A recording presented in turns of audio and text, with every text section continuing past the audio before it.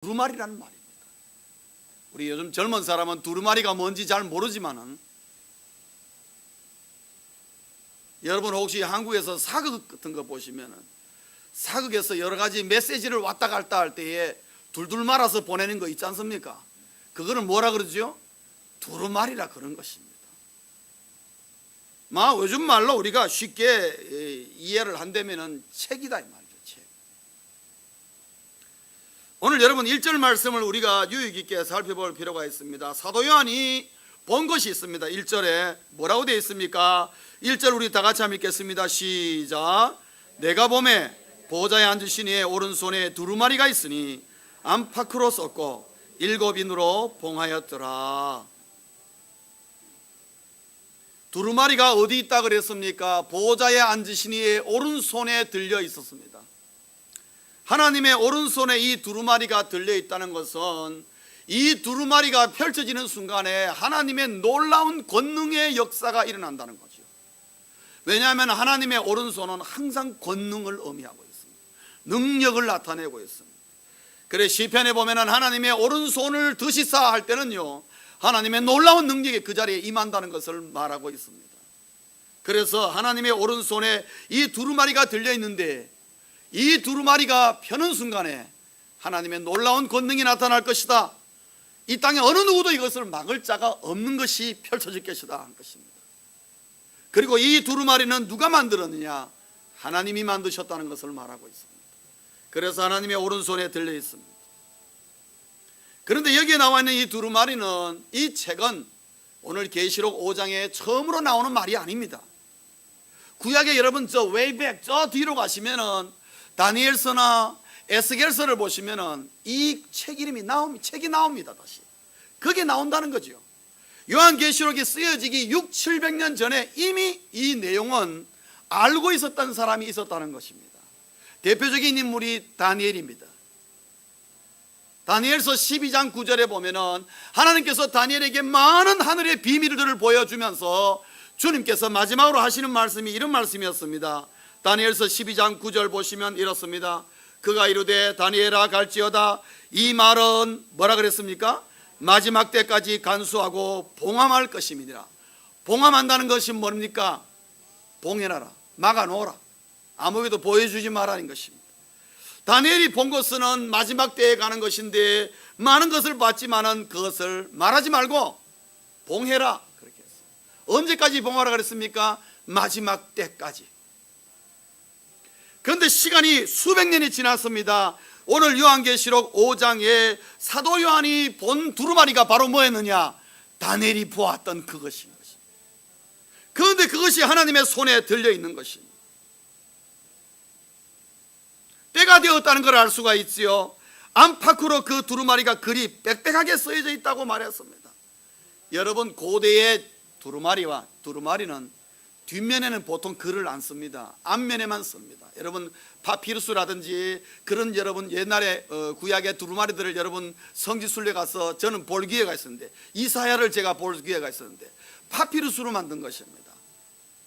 파피루스가 얼마나 퀄리티가 좋은지, 파피루스는 위에다 글을 한번 써놓으면 수천 년이 지나도 그 글이 지워지질 않습니다. 그만큼 퀄리티가 뛰어납니다. 옛날에 이집트 문명이 그렇게 멋있는 걸 만들었습니다. 그 파피루스에 적어놨는데 보면은 뒷면은 보통 안 적습니다. 앞면만 적어놨습니다. 그런데 오늘 여기 본 두루마리를 보면은 뒷면으로 적어놨습니다. 앞뒤로 적어놨습니다. 이 말은 무슨 말입니까? 하나님의 치밀한 계획이 담겨 있는 책이라는 거죠. 하나님이 이 책을 만드실 뿐만 아니라 하나님의 치밀한 계획이, 언제? 이 마지막 때를 위한 치밀한 계획이 담겨 있고, 이 계획을 하나님이 빽빽하게 담아 놓으셨어요. 그게 누가 더하거나 빼거나 함부로 할 수가 없다는 것을 말하고 있어요. 그리고 그것을 책을 보니까 7인으로 인봉이 되어 있다 그랬습니다. 여러분 여기 인이란 말은 seal을 말하고 있습니다. 여러분 이렇게 요즘도 보면 초대장, 우리 교회도 그렇습니다. 우리 교회도 행복 나눔 축제라든지 이런 축제, 우리 영원 추수주일 될 때 초회장 보내지 않습니까? 여러분 초회장 뒤에 보면 뭐가 딱 붙어 있지요?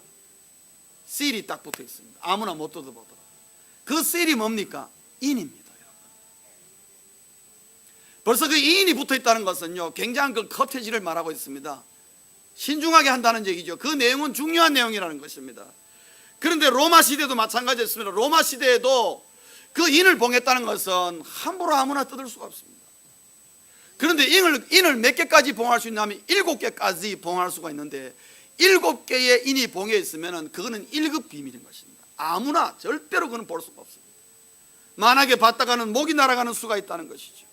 그런데 오늘 여기 하나님의 두루마리를 사도 요한이 보니까 7인으로 봉해 있었는데, 이것은 매우 중요한 내용이 담겨 있다는 것이죠. 하나님의 계획이 완전함을 의미하고, 그리고 그것은 하나님의 권위를 가진 자라야 이 인을 뜯을 수가 있다는 것을 말하고 있습니다. 요한이 이것을 1절에 봤습니다. 사도 요한이 보고, 사도 요한은 굉장히 익사이트했습니다. 와, 드디어 다니엘이 봤던 그것을, 다니엘이 말도 한마디 못했던 거 보았지만 봉해놨던 그것이 이제야 내 눈앞에서 펼쳐지게 되겠구나. 이제 때가 다 되었구나. 이제 이것만 펼치면 끝나는 거구나. 사도 요한은 아주 익사이팅했습니다. 그런데 힘있는 천사 2절에 나타나서 큰 음성으로 말하겠습니다. 뭐라 했습니까? 이 두루마리기를, 이 인을 뗄 자가 누구냐 하고 한 것입니다. 이 힘있는 천사가 누군지는 잘 모르겠습니다. 아마 가브리엘 천사가 아니겠는가. 주로 메시지 담당이니까 뭐 그렇게 생각하지만 뭐 그게 중요한 거 아닙니다. 중요한 건 누가 그 두루마기를 펼 수 있겠느냐, 그 질문이었습니다. 사도 요한이 이걸 듣고 주위를 살펴봤습니다. 혹시 누가 있느냐? 아무리 살펴도 있었습니까? 없었습니다. 그래서 사도 요한이 눈물을 흘렸습니다. 여기 눈물은 그냥 이렇게 한 방울 두 방울 떨어지는 그런 눈물이 아니고 통곡했다는 것입니다. 사도 요한이 왜 통곡했습니까? 이 두루마리가 탁 열리면은 드디어 이 자기들과 함께 하고 있는 그 로마의 핍박 속에 있던 성도들이 드디어 구원과 승리의 기쁨을 맛보고 모든 핍박으로부터 자유함을 누릴 텐데, 왜냐? 이 책이 열리는 순간에 구원받은 백성에게는 승리를 의미하지만 구원받지 못한 뭇사람들에게는 하나님의 진노와 심판이 임하는 순간이라, 서로 엇갈리는 순간이라는 것이죠. 이 두루마리가 열리면은 이 땅에 하나님의 놀라운 심판과 진노와 재앙이 임하게 되는데, 그것은 곧 그리스도인들 성도들이 죄악으로부터, 사단으로부터 노임을 받아 진정으로 자유함을 누리는 성도로서 하나님을 찬양할 수 있는 이 구원의 승리를 맛볼 수 있는 것인데, 사도 요한은 지금 그것을 간절히 원하고 있는 것입니다. 왜냐? 사도 요한 자신부터 지금 예수 복음 전하다가 유배당해 왔습니다. 밤모섬이라는 것을 유배당해 왔습니다. 그리고 사도 요한은 생각할 때 두고 온 교회들이 있습니다. 지금 그 교회들이 어떻습니까? 로마의 심각한 핍박 속에 있습니다. 많은 사람이 목숨을 잃고 있습니다. 정말 하루하루가 정말 위태위태합니다. 사도 요한이 그 내용을 다 알고 있는데, 그런데 이것이 빨리 열리면은 그것으로부터 자유함을 누릴 텐데 이걸 열 자를 아무리 찾아봐도 없단 말이죠. 사도 요한이 실망했습니다. 하나님, 이 사단의 횡포, 이 로마로부터 이 끔찍한 이 성도의 환난, 이거 앞으로 계속하면 어떡하냐고. 저거 열어야 되는데 열 자가 없으면 어떡하냐고 실망감에서 막 울었습니다. 그때에 장로 중 한 사람이 와서 사도 요한에게 말했습니다. 걱정하지 마시오. 여기에 그 인을 뗄 사람이 있다고 소개를 했습니다.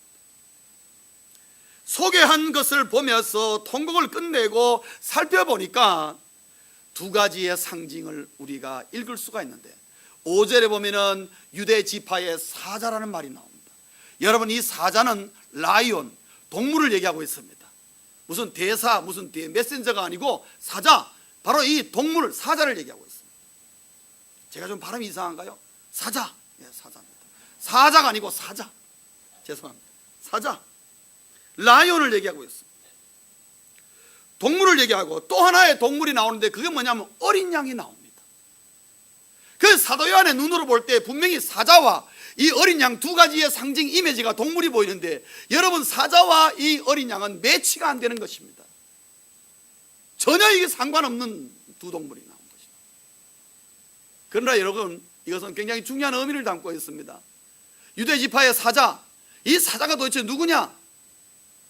여러분 창세기 49장 9절에 보면은 이런 내용이 나와 있습니다. 유다는 사자 새끼로다. 내 아들아 너는 움킨 것을 찢고 올라가도다. 그가 엎드리고 웅크림이 수사자 같고 암사자 같으니 누가 그를 범할 수 있으랴. 야곱이 세상을 떠나기 전에 12아들을 불러놓고 한 명 한 명에게 블레싱 축복을 했습니다. 그때 유다에게 축복한 메시지가 뭐냐 하면은 바로 이 구절이었습니다. 너는 새끼 사자와 같다. 암사자 수사자에게면서 바로 이거로 말하면 그 너를 범할 자가 없다 그렇게 얘기했습니다. 마찬가지 그 블레싱이 그대로 임했습니다. 유다 지파가 굉장히 왕성했습니다. 그리고 유다 지파에서 왕이 나왔습니다. 그 유명한 왕이 누구냐? 다윗 왕이었습니다. 그러니까 이 사자는 뭐냐 하면은 1차적으로 다윗을 상징하고 있습니다. 그러나 더 나아가서는 바로 이 유다 지파에서 나올 메시아를 말하고 있습니다. 메시아를 말하고 있습니다. 그래서 이 사자는 여러분 동물의 왕국에 보면은 최고의 맹수 중에 맹수입니다. 승리자입니다. 정복을 말하고 있습니다. 좀 더 상징적으로 말하면 다윗의 왕국을 잇게 한 왕권을 얘기하고 있습니다. 그래서 여러분 한국에는 이 임금이 앉는 자리를 용상이라 그렇게 얘기해서 용으로 합니다만, 여러분 로마 시대나 여러분 이집트나 그런 데 보면은 주로 상이 어디 있습니까? 여러분 옛날 고대 보면 뭐가 많지요? 사자가 많습니다. 여러분. 높은 사람이 앉는 곳에는 사자가 있습니다. 그 사자가 뭐냐? 왕권을 상징한다는 거예요. 그 왕권이 바로 사자. 하나님의 모든 권세를 가지고는 메시아가 누구냐? 바로 유다 지파에 나오는 그 사자를 얘기합니다. 또한 어린 양을 여러분 보겠습니다. 어린 양은 6절에 보면은 그 어린 양이 서 있는데 그 어린 양은 죽음의 흔적이 있었습니다. 죽었다가 살아난 어린 양이었다는 거죠. 그것을 사도 요한이 직감을 했습니다. 그리고 거기는 7뿔이 있었습니다. 그리고 7의 눈이 있었습니다. 이것은 뭐랍니까? 어린 양은 양인데 아주 특별한 어린 양이었습니다. 죽었다가 살아난 어린 양 같은데 그에게는 7뿔이 있더라는 거죠. 양은 아주 연약한 존재입니다. 특별히 구약의 개념에 있어서 어린 양이라는 것은 전부 다 제사물입니다. 제사물, 희생제물이었다는 것이죠. 그러니까 이 어린 양도 희생제물을 분명히 한번 당했던 그런 양이었는데 이 양이 다시 살아왔는데 보니까 7뿔이 달렸더라. 뿔은 권능을 말하고 있습니다. 파워를 얘기합니다. 그런데 하나만 있는 게 아니라 몇 개가 있다고요? 7개가 있다는 것은 완전한 하나님의 권능을 소유하고 있다는 거죠. 그의 권능을 당할 자는 이 땅에 아무도 없다는 걸 말하고 있습니다. 그 다음에 7 눈을 말하고 있습니다. 여러분 눈이 7개가 있다. 그것은 7 완전수를 의미할 때 완벽한 통찰력을 갖고 있다는 것이죠. 그런데 이 통찰력을 6절 마지막에 보면은 온 땅에 보내심을 받은 하나님의 7 영이라 그랬습니다. 이 7 영은 누차 말씀드렸지만 성령을 말하고 있습니다. 바로 이 어린 양에 붙어 있는 7 눈은 오늘도 이 세상을 다 통찰하고 있다는 것이죠. 누구를 통해서? 성령으로 말미암아 한 영혼 한 영혼을 다 살피고 있다는 것입니다. 그래서 이 어린 양의 눈 밖에 나는 사람은 한 사람도 없다는 것입니다.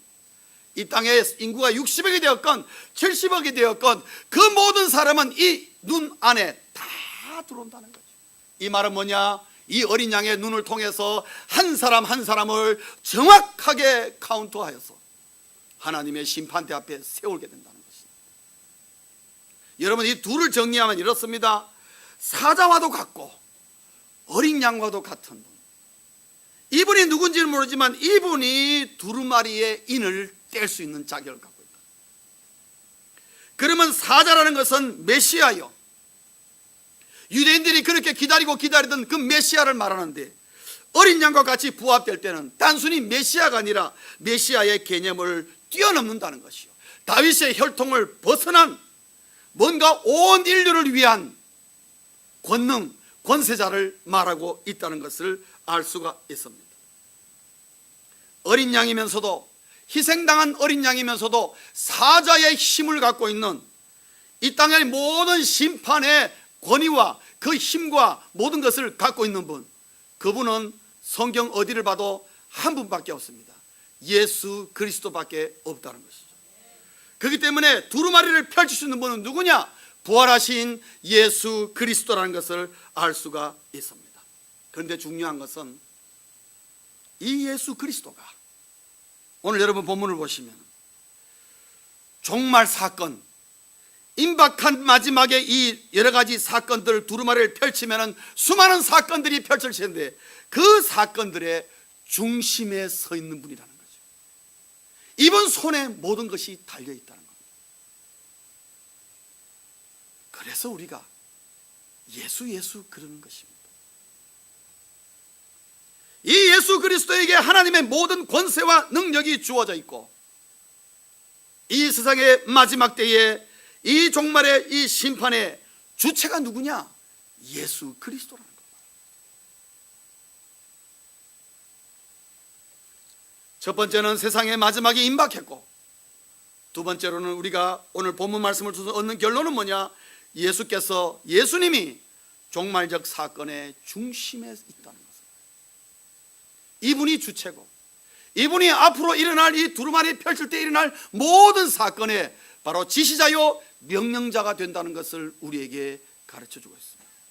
이 세상의 마지막은 예수 그리스도의 손에 달려 있다는 것을 우리에게 가르쳐주고 있습니다.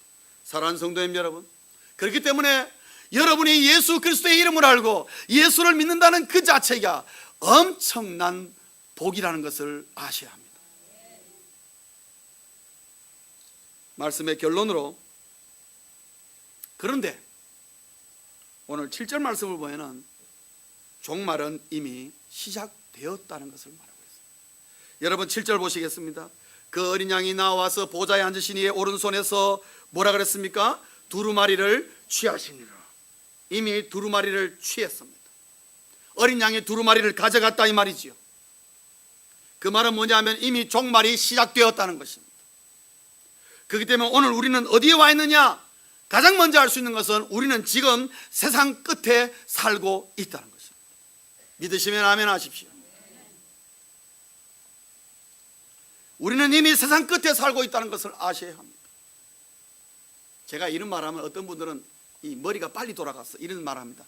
목사님, 그 말이 쓰여진 지가 벌써 2000년 전에 쓰여졌는데 2000년 동안 목사님 아무 일이 없었는데 갑자기 왜 우리가 세상 끝에 산다 해서 괜히 공포감만 조성하십니까? 이렇게 생각을 하시는 분이 있을 것입니다. 그러나 여러분 기억하실 게 하나 있습니다. 우리는 1000년, 2000년 까마득한 세월로 카운트하지만 하나님은 1000년이 하루 같을 수 있다는 것을 아셔야 됩니다.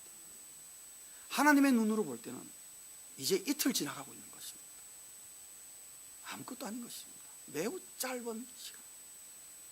우리가 시간이라는 공간 속에 들어가 있으니까 무지무지하게 긴 것처럼 보이지만 시간과 아무 상관없는 하나님의 눈으로 볼 때는 아무것도 아닌 순간일 수가 있다는 것입니다.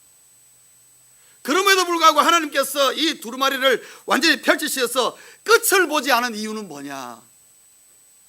아직도 구원해야 될 영혼이 있기 때문에 잠시 보류하고 있을 뿐이라는 걸 아셔야 됩니다. 그래서 2000년이라는 세월이 이만큼 딜레이 되고 있다는 사실을 우리가 아셔야 됩니다. 이것이 언제 어떻게 될지는 아무도 모르는 것입니다. 그렇기 때문에 우리가 기억할 것은 언제나 우리는 세상 끝에 살고 있다는 것을 잊어서는 안 된다는 것입니다. 그렇다고 해서 오늘 막 직장 다 그만둬 버리고 집에 있는 거 살림살이 다 팔아버리고 이부자리 하나만 남겨놓고 그렇게 사시면 안 됩니다. 우리 삶의 현장에서 하나님 부르실 때까지 우리는 하나님 앞에서 하나님의 영광을 위하여 최선의 삶을 사셔야 됩니다. 밥도 먹어야 되고요, 돈도 벌어야 되고 주의 나라와 의를 위해서 우리가 살아야 합니다. 그 이 본분을 잊어버리면 안 됩니다. 저희 아버님이 이런 걸 생각하지 못하셔가지고 저 어릴 때 무지하게 고생했습니다. 당장 내일 주님 온다 그래가지고 장독도 팔아버리고 막 장독도 못 사게 하고 이불도 못 사게 하고 말이죠. 아 정말 참. 그래서 저는 막 재건 파라 그러면 저는 다시는 저희 아버님이 재건파 출신이에요. 여러분 이 신앙생활 오래 하신 분은 압니다. 이북에서부터 하셨던 분은 압니다. 이 재건파가 어떤 사람인지 압니다. 근데 이 미국 와서 믿으신 분은 재건파가 뭐지? 무슨 넉마주의인가 그런 생각하는데 아닙니다, 여러분. 예. 재건파보다 조금 덜 보수적인 것이 고려파였습니다. 그러니까 재건파가 어떤 건지를 아시죠? 예. 고려파에서 조금 더 이제 좀 진보적으로 나온 게 합동측이고, 합동측에서 조금 더 진보로 된 게 통합측이고 그렇습니다, 여러분. 예. 완전히 쭉 빠져나온 팀이 감리교 쪽입니다. 마음대로 믿자 막 이래 같은 지금 보니까 마음대로 믿는 것 같아요. 예. 세상 끝에 살고 있다고 해서 우리가 정말 당장 내일 제 유심 재림한다고 해서 모든 걸 다 팔고 그냥 교회 모여가지고 예배만 드리고 찬송만 부르고 그냥 하늘만 쳐다보고 있는 것도 문제지만은, 주님이 재림하시는 것에 대해서, 세상의 끝에 살고 있다에 대해서, 이것에 대해서 무감각하게 사는 그리스도인, 그것도 문제라는 것입니다. 그래서 우리는 이미 세상 끝에 살고 있다는 사실을 잊지 마십시오. 종말은 이미 2000년 동안 지금 진행되고 있다는 것을 잊지 마십시오. 그것은 우리가 계속해서 보면서 알게 될 것입니다. 그래서 우리가 세상 끝에 살고 있으면서 있는 우리 그리스도인으로서 우리는 세 가지를 마음에 꼭 두고 있어야 됩니다. 첫째는 뭐냐 하면은 때를 분별하는 지혜가 우리에게 필요합니다. 여러분 기도하십시오. 하나님, 제가 이 땅에 살면서 때를 분별하는 지혜를 주옵소서. 이 시대를 잘 보는 눈을 주시옵소서. 두 번째로는 그리스도인으로서 긴장하며 살아야 하는 것입니다. 여러분 긴장하며 살아야 됩니다. 뭐 때문에 우리가 긴장하며 살아야 되느냐? 네 가지 이유 때문에 그렇습니다. 첫째는 사단에게 속지 말아야 합니다.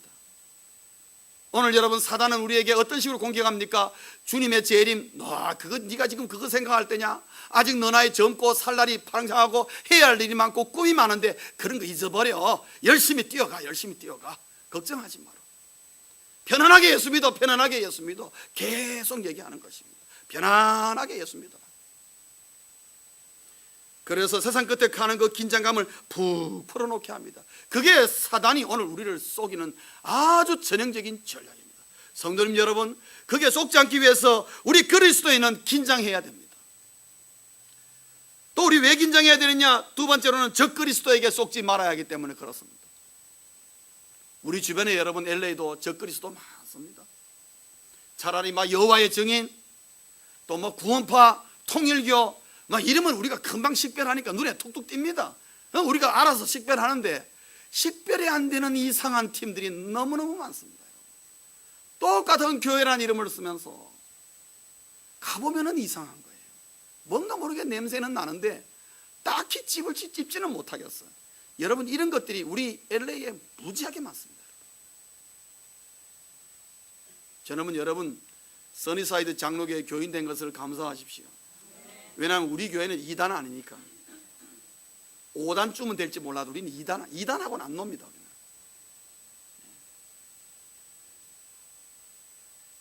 그래도 하나님의 말씀을 가장 우위로 놓고 주의 성령과 하나님을 향하여 늘 선포되는 하나님의 강단을 주신 우리 써니사이드 장로교회에 늘 감사하십시오.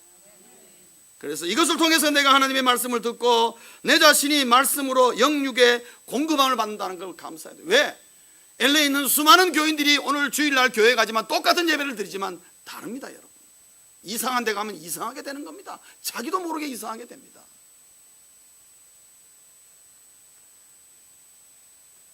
그리스도인은 그래서 긴장해야 됩니다. 적 그리스도에게 속지 말아야 됩니다.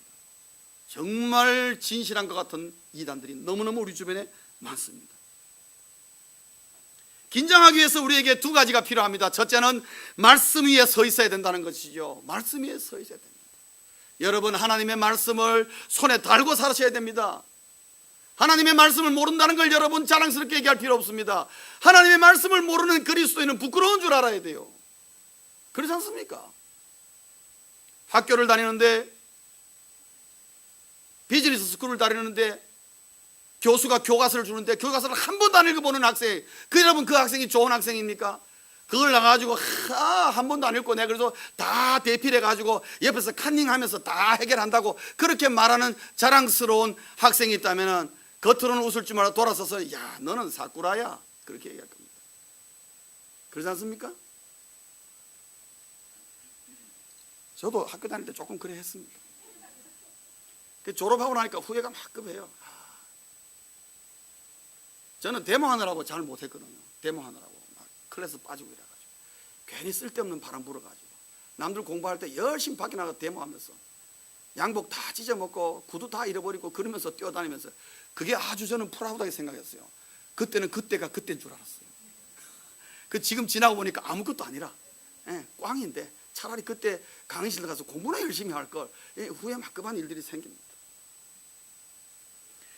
여러분, 우리가 그리스도인이라 칭함받을 때에 우리에게 가장 중요한 것은 뭐냐? 이미 들려져 있는 이 말씀 이상 중요한 게 없는 거예요. 이게 우리의 거울 아니겠습니까? 하나님의 말씀을 알아야 되는 것입니다. 우리 그리스도인은 긴장하며 살기 위해서 말씀 위에 서 있어야 분별력이 생기는 것입니다.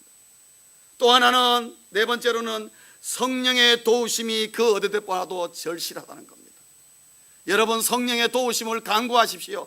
기도할 때마다 성령이여 나를 도와달라고 여러분 기도하십시오. 왜냐, 성경에 보시면 여러분 요한복음에 보면 성령이 오시는 거 뭐냐? 보혜사 성령이라는 그 말 자체가 도울 자라는 것입니다. 성령이 우리를 도우시는데 뭘로 도우느냐? 말씀을 기억나게 하고 우리의 걸음을 인도하게 하고 우리가 실족하지 않도록 우리를 보호하는 그 일을 누가 하느냐? 성령이 하신다고 말이죠. 이 혼탁한 시대에 우리의 눈과 우리의 귀가 정확하지 않을 때가 너무 많습니다. 성령이 우리를 붙잡아 주지 않으면 우리는 실수할 때가 많을 수밖에 없습니다. 이런 것을 통하여서 그리스도인은 긴장하며 살아야 된다는 것입니다. 우리가 해야 할 일은 때를 분별하는 지혜가 필요하고, 이럴 때에 두 번째로는 그리스도인은 긴장하며 살아야 됩니다. 왜냐하면 이러한 이유 때문에 사단에게 속지 않아야 되고 적그리스도에게 속지 않아야 되고, 그러기 위해서는 말씀 위에 서 있어야 되고 성령의 도우심이 필요하기 때문에 우리는 긴장하지 않을 수가 없는 것입니다. 세 번째로, 우리가 이 세상 끝에 살고 있는 우리에게 필요한 것은 뭐냐? 인생의 소망은 오직 예수밖에 없다는 것입니다. 우리는 그래도 우리의 소망이 예수 그리스도고, 예수 그리스도가 이 심판의 주로서 이 땅을 다스리시고 이 땅의 심판을 마무리 지으실 분이라는 것, 바로 이 종말의 중심에 서 있다는 걸 우리는 압니다. 그러나 아직도 수많은 영혼들이 이걸 모르고 있습니다. 우리가 할 일이 뭡니까?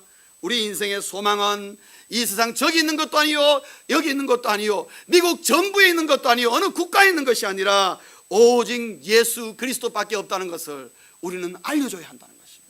내 사랑하는 가족에게 알려줘야 되고, 내 사랑하는 자녀에게 알려줘야 되고, 내 친척에게 알려줘야 되고, 내 친구에게 알려줘야 되고, 우리의 만난 이웃에게 이 사실을 알려줘야 되는 것입니다. 듣든지 말든지, 때를 얻든지 못 얻든지 알려줘야 될 일, 우리가 해야 할 일이 다 하는 것입니다.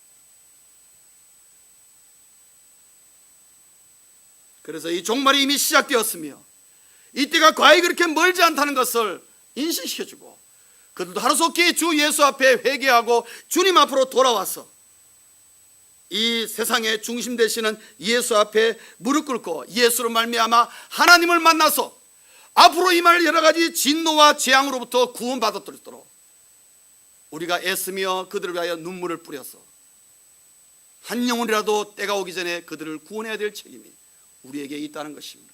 왜냐? 우리가 먼저 알고 있기 때문에. 그리고 이것은 그냥 하는 것이 아니라 하늘나라에 상급을 쌓는 것이요, 하늘의 면류관으로 주어지는 것이기 때문에 기쁨으로 우리가 이 일을 감당하고 있는 것입니다. 사랑하는 성도님 여러분, 종말의 때에 이 세상의 끝에 살고 있는 우리들로서 긴장하면서 주변을 잘 살피면서